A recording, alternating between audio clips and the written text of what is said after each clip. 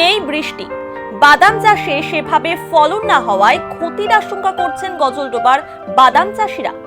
রাজগঞ্জ ব্লকের গজলডোবা এলাকার তিস্তার চরের বাসিন্দারা সবজি চাষের উপর নির্ভরশীল। প্রতি মরশুমে কয়েক হাজার হেক্টর জমিতে বিভিন্ন প্রকার সবজি চাষ হয়। অন্যান্য সব শাকসবজির পাশাপাশি কয়েকশো বিঘা জমিতে চাষ করেন বাদাম। শিলিগুড়ি ও জলপাইগুড়ি শহর সহ পার্শ্ববর্তী বাজারের একটা বড় অংশ পূরণ হয় গজলডোবার তিস্তার চরের সবজিতে। এছাড়া ভিন রাজ্যেও পাড়ি দেয় এখানকার সবজি। কিন্তু এবছর সঠিক সময় বৃষ্টি না হওয়ায় বাদামের সেভাবে ফলন না হওয়ায় ক্ষতির আশঙ্কা করছেন চাষিরা। এই বিষয়ে বাদাম চাষিরা জানান, প্রতি বছরের মতো এবছর মিলনপল্লী গজলডোবার তিস্তা চরে বহু চাষি কয়েকশো বিঘা জমিতে বাদাম চাষ করেছেন। প্রায় ৩-৪ মাস সময় লাগে বাদাম গাছ থেকে বাদাম তৈরি হতে। এবছর প্রচন্ড গরম আর বৃষ্টি না হওয়ার ফলে বাদামের সেভাবে ফলন আসেনি। মহাজনদের থেকে ঋণ করে বাদাম চাষ করা হয়েছে। এখন বাদাম বিক্রি করে সেই ঋণের টাকা উঠবে কিনা সে নিয়ে চিন্তায় রয়েছেন বাদাম চাষিরা। বাদাম তো এবার বৃষ্টি হয় নাই, এর জন্যই তার মানে বাদাম চাষ হয় নাই, ভালো হয় নাই ফলনটা। হ্যাঁ, প্রতি বছরই আমরা করি। হ্যাঁ, এবছর খারাপ হয়েছে। এবছর যেরকম ছিল ফলনটা বিঘা 3 কুইন্টাল করে হবে। এমনি তো প্রতি বছর 4 কুইন্টাল, 4.5 কুইন্টাল, 5 কুইন্টালও হয়। এর বেশি হবে না। এর বেশিরভাগ ফলনও তার মানে চিটা বেশি। এগুলা জমিতে রস থাকতো না। এই যে মাঝখানে একটা প্রায় বৃষ্টি হওয়া নিয়ে তো রস হয়েছে। তখন তো ফলনটা ধরে গেছে বাদামটা। তখন তো ফলন কোনো 4 মাস সময় লাগে।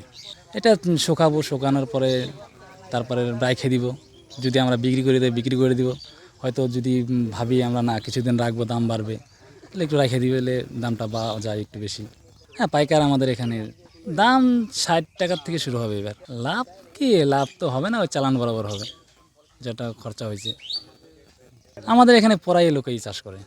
আমাদেরই যেরকম আমারই আছে তোমার 14 বিঘা আমারই আছে। হ্যাঁ, প্রচুর মানুষ চাষ করে। হ্যাঁ, ঋণ ধার করে তো করতে লাগবে আমাদের। তো আর কি সরকারিভাবে আমরা ছিল ওখানে তো এর আগে লোন মারেছেন, ওটা আলোর জন্য উঠাইছিলাম।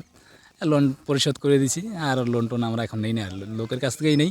এটাই আমাদের সুবিধা। ভালো সরকারিভাবে নিতে গেলে ওই জুতা ক্ষয় হয়ে যায়। আজকে না কালকে, কালকে না পরশু দিন। আর যেরকম লোকের কাছ থেকে নিলে চেনা জানার মধ্যে বাদাম এখানে থেকে বাড়িতেই নিয়ে যায়। এখান থেকে এখন যারা নিয়ে যায় পাইকাররা, ওরা এখন কোথায় বিক্রি করে, এখান থেকে তার মানে কলকাতাও চলে যায় দানা। ওরা তো মেলে বিক্রি করে, দানা বের করবে এটাকে। এবার বাদাম চাষ করা হয়েছে। বাদামে এবার অত সুবিধা হয় না, মানে রোদ উঠছিল, বৃষ্টি হয় না ঠিক মতন, জল টল হয় না, তার জন্য একটু ফলনটা কম। 10 বিঘা ফলনটা মানে এটা এখন অত সুবিধার হয় নাই। এটা আর 10 দিন পরে তুললে একটু ভালো হতো, কিন্তু এখানে রিস্ক আছে, বৃষ্টি নামলে জল বেড়ে যাবে, জল বাড়ানোর জায়গা নেই। হ্যাঁ, এখানে করে সব, প্রত্যেক ঘরে ঘরে করে। হ্যাঁ, সবারই একই অবস্থা। এটা মানে আমাদের কাছ থেকে পাইকার কিনে নিয়ে যায়। এটাকে শুকাতে হবে, শুকিয়ে তারপরে লোক আসবে কেনার জন্য। হ্যাঁ, পাইকার আসবে। আমাদের যদি ঠিকঠাক মতন পোষায় তাহলে আমরা দিয়ে দিব।